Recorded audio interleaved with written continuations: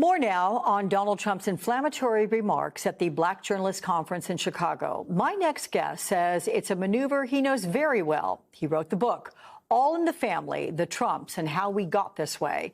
And he describes Trump as his crazy uncle, saying while he has personally heard Trump use the N-word, he does not consider his uncle to be racist. And the author, Fred Trump III, is joining me right now. Fred, welcome to you. I found this book absolutely illuminating and riveting. So I'm curious why you are hesitant to conclude your uncle is racist, despite what you've quoted him as saying. First of all, thank you for having me, Alex. I appreciate it.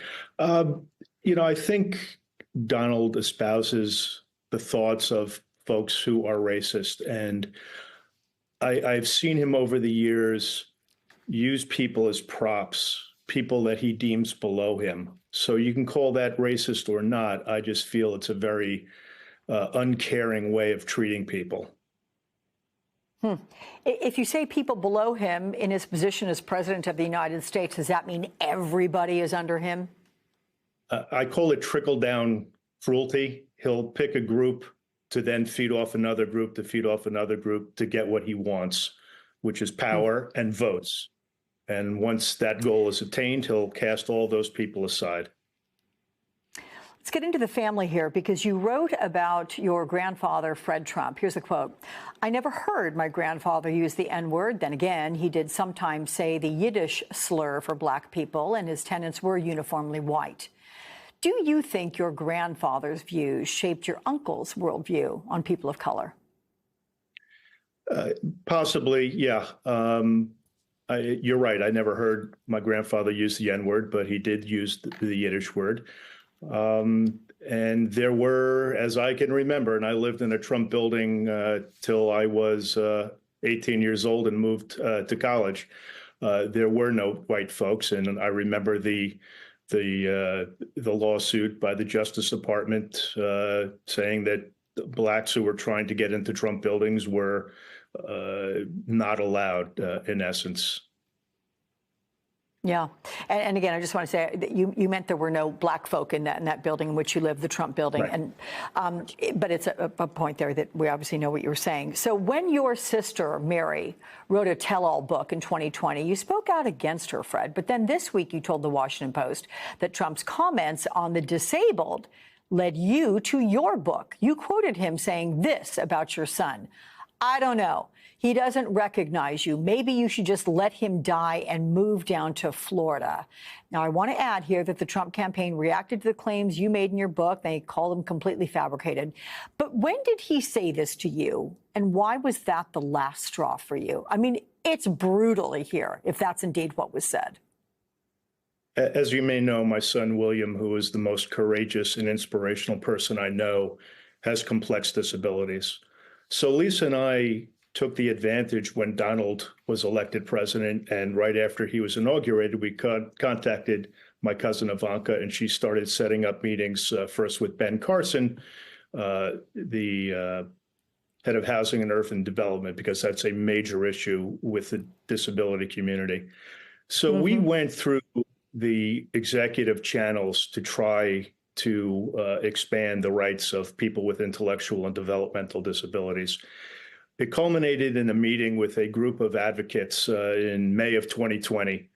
And the meeting had dispersed, and Donald called me back in. And a minute into it, he said, those people, the expenses, they should just die.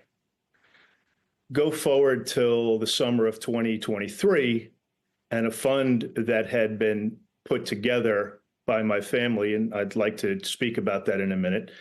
He said to me when I asked for the fund to be replenished, your son doesn't recognize you, let him die and move down to Florida. I still can't wrap my head around that, how anybody could say that about any human being, least of all his nephew. But if I may, that fund was only necessary because Donald hatched a scheme when William, who was born with a horrific seizure disorder, was in hospital for 7 total weeks. When he got out, we received notice, Mary and I did, that we were in essence taken out of our grandfather's will. Now, the issue there is, and I think everybody should really understand this, after my father died, Donald was named my trustee, which I take, he's there to protect me and my family. He did the exact opposite. So I just say, if you can't trust your own uncle to take care of your own needs, what is he going to do with this country? How could you trust that he's going to take care of this country and the people therein? Yeah, I'm just letting that all sink in. Brutal. When you say he did the opposite, did he take care of his own needs? Is that what he did instead of you and your needs? Oh, sure. He was in deep financial trouble, deep, as you may remember. In fact, he had to be put on an allowance by the banks.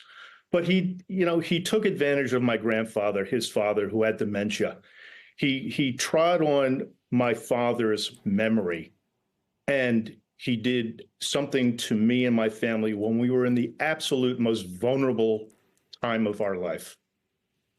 I hope people understand that.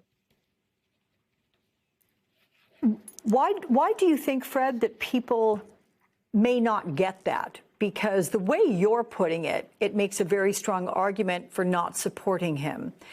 Is it a personality? Is it his showmanship? What is it about him that you think people do adhere to and support? I think it's two things. I think a study I heard years ago, people like to be lied to. And Donald feeds into that and makes people feel great. And like I say, he makes them feel great until his goal is attained, and then they're gone. I think you may have heard, I am voting for Kamala Harris, and will campaign for her if asked. She will keep democracy intact. She will advocate on behalf of the disabled community, which is very important to my wife, Lisa, and I. And that's where we're going to be spending our energies for the next 90 some odd days and thereafter. Can I ask you quickly, since you mentioned your cousin Ivanka, are you in touch with your cousins, particularly those three, Ivanka, Don Jr., and Eric? I've heard from Ivanka recently. We had some back and forth, very pleasant. Eric, I think has put out a statement himself, which I won't respond to. What I do, actually, I take that back. My response is to people, to read the book if you want the truth of what's going on in this family for the past few generations. Okay. Fred Trump, I'll show the book. We have a graphic as well, but just to prove to you, I've got it and read it. Here it is, everybody. Fred Trump, All in the Family, the Trumps and how we got this way. It is illuminating, as I said, and fascinating.